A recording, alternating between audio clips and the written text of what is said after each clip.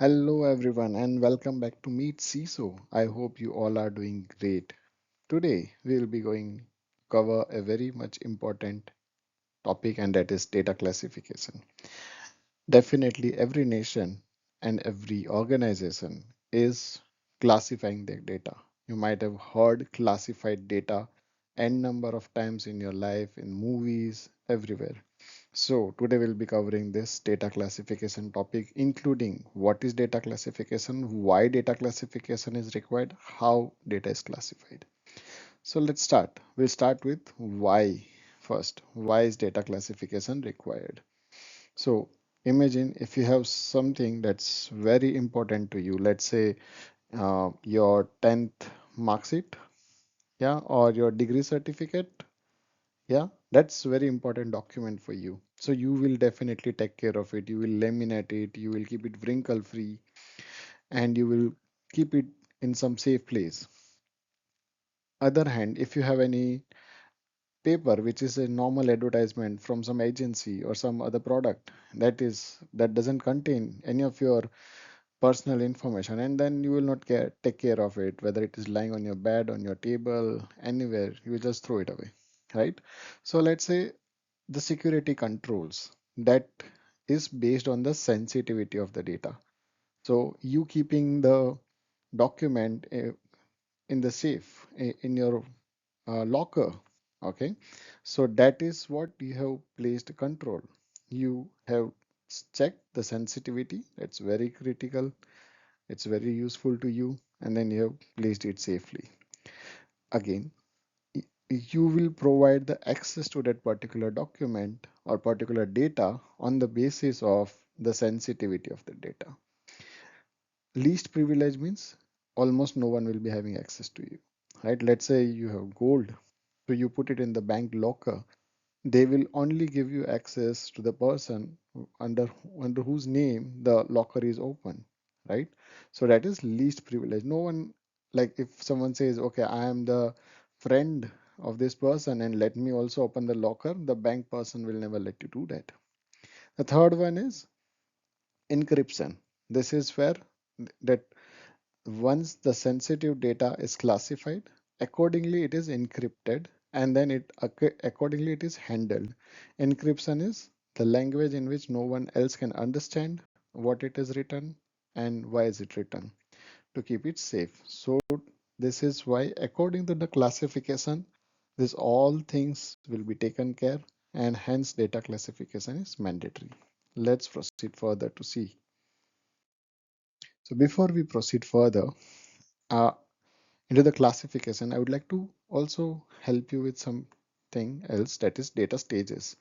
What is data stages? So data can be at rest, can be in transit, or can be in use. Let's say something is saved on your mobile in image, right? Or any code. So that is data at rest. While you send some data from one place to other place, so that is data in transit. Now the third one is data in use. Let's say you run some program, you run some command. In that case, the encrypted data gets decrypted, it's run, and then that is called as data in use, right? So let's say you run some program in very easy language, you just open a application. So there is some code running at the back end. So that is data in use. So I have one question for you.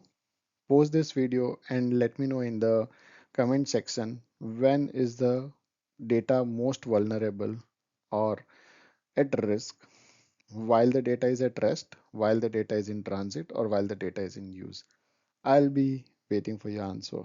Okay, so these are the data stages. Before we proceed further, I would also like to tell you that there's a data life cycle where the data is created, data is managed, and then the data is disposed or removed.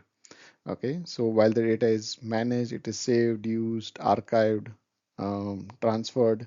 So everything happens. I have created a detailed video on data lifecycle. If you would like to gather that knowledge, please click on the I button at the top right and you can see that video. Let's proceed. Wow. So now we are finally on the data classification.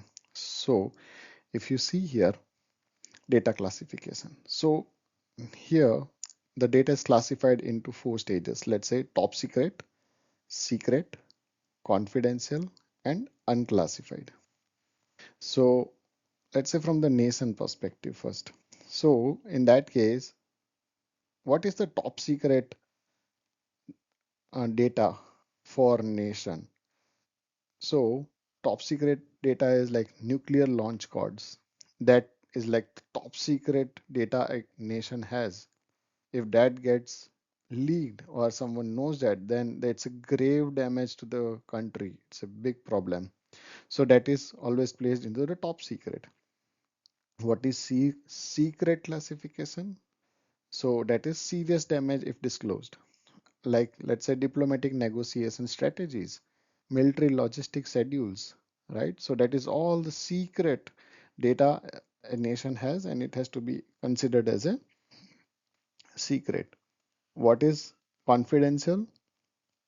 Internal government communications, that is all a confidential data, and if leaks, it is the damage to the national security. What is unclassified? That is available to anyone. So government posts any uh, notice to the people, so that can be viewed by all the people anytime. So that is called as unclassified data.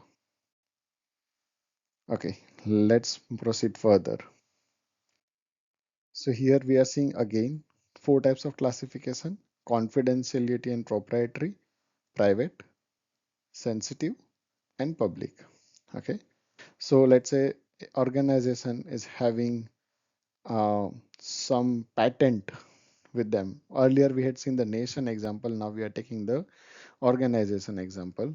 So organization is having some patented data, patents registered. So that is the proprietary or the very confidential data, and that is, so if that gets leaked, it's a grave damage to the reputation as well as the operations of particular organization. So that is confidential. Private is, oh, like a personal health data or personal identity, that is all a private kind of information. What is sensitive data? That is internal IPs, network layout, how the network is configured, what are the operating systems the company is using. That is all a sensitive data. If that gets leaked, then there might be the chances that someone can attack on the basis of that sensitive data. So availability can be a concern for the organization in that case. So sensitive data needs to be protected. Private, protected very securely. Confidential, mandatorily secured. No case it should go out. What is public? Again, the company is doing any advertisements on their websites, the browsers, anything. Yeah, that is all a public data. Let's move to the next part. Okay, before we move, I'd like to say these are the two examples that I give.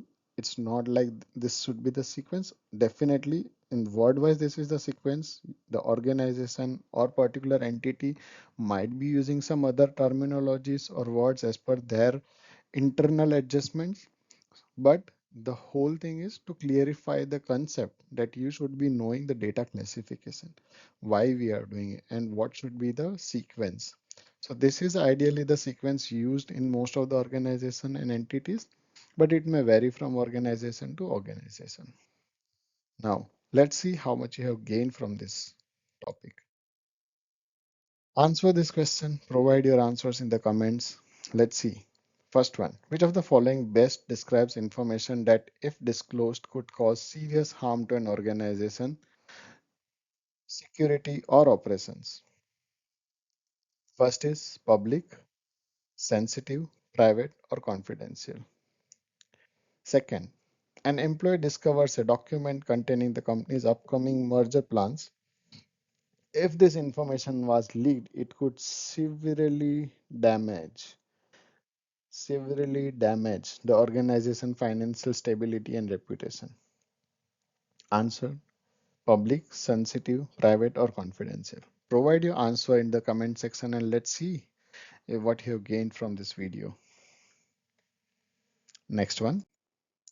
A manager keeps a file containing employee performance reviews and internal feedback notes.